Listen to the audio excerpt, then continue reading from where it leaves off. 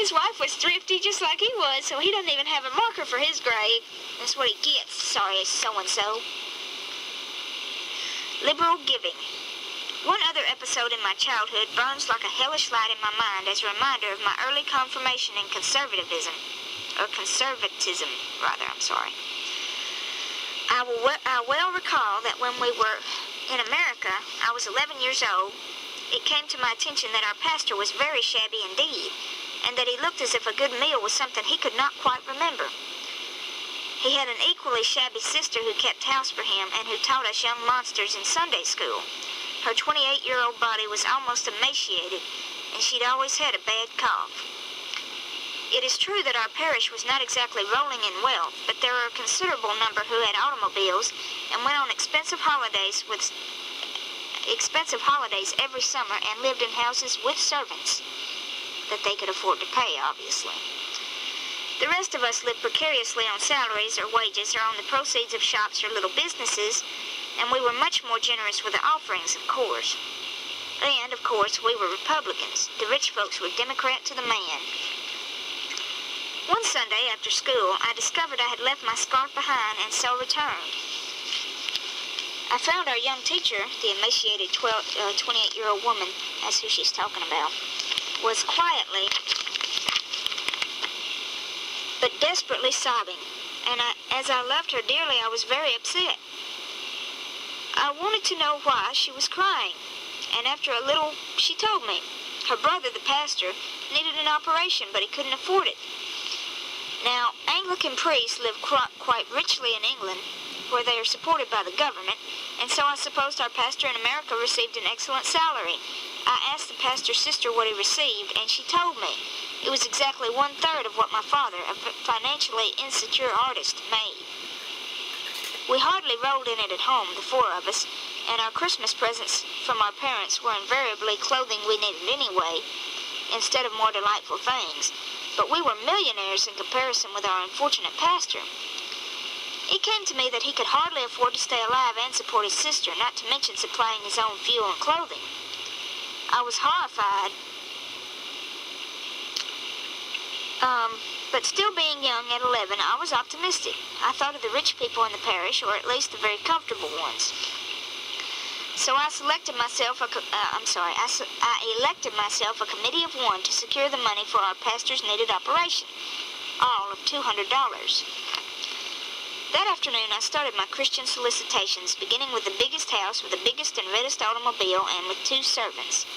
I was admitted suspiciously into the house, and only after Mabel, a Sunday school friend, assured her mother that though I was hardly dressed in silk and velvet, I was not a beggar. I told my story briefly, then waited for an outpouring of $20 gold pieces very confidently. If all went well, this could be my one and only stop. Miss Brown stared at me aghast with cold round eyes like new marbles. "You want money? For the pastor's operation? Dear me, do you think we're rich? $200, you say, you horrible little girl? You're probably collecting money for yourself, you sly thing." I wanted to hit her very badly. I had been called many things in my 11 years by my loving relatives and my dear school pals, but never a thief or a beggar. Still, rather than kick Miss Brown soundly in the shins as she deserved, I held my temper and assured her I was collecting only for our pastor's needed operation. Miss Brown turned quite red. "I'm sure," she said in a stately voice, "that our pastor never thinks of what he needs. His thoughts are only on God, who is our salvation and our healer, and who will heal our pastor when we pray for him." She nodded and repeated, pleased with herself, "I shall pray for him this very night, I promise you that. After all, we do give to the missions all we can afford, and Mr. Brown is very generous on Sundays." She gave me not a cent, nor did I collect a cent among the other rich liberals. I then desperately had recourse to the poorer members of the parish. In 10 days, I raised $100, a fortune. Mama was my banker, and to my surprise, she seemed touched by the whole venture and gave me $1 herself, though Papa was much thriftier and gave me a dime. Then I took the whole $100 to our pastor in a little purse my mother gave me. I laid the money on his worn desk, and he looked at it. To my bewilderment, he burst into tears and could not say a word, but only covered his face with his hands. Somehow he managed the operation, but he died on the operating table. I well remember him and his saintly face, and his treatment at the hands of his liberal parishioners. My later wounding encounters with liberals are not so brilliant and strong in my memory as my earlier ones, probably for the reason that familiarity with evil dulls one's reactions to it. They have made me a grim conservative.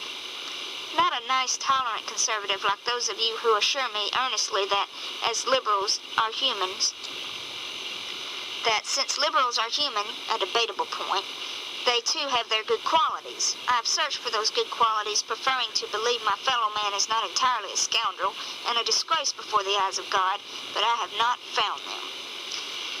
Those I have met have been untouched by grace or true charity. They will speak sweetly, of course, and tears are always ready to pop into their eyes when they plead the case of the unfortunate, whoever they are. But when it comes to opening their own wallets, they are like a sealed tomb.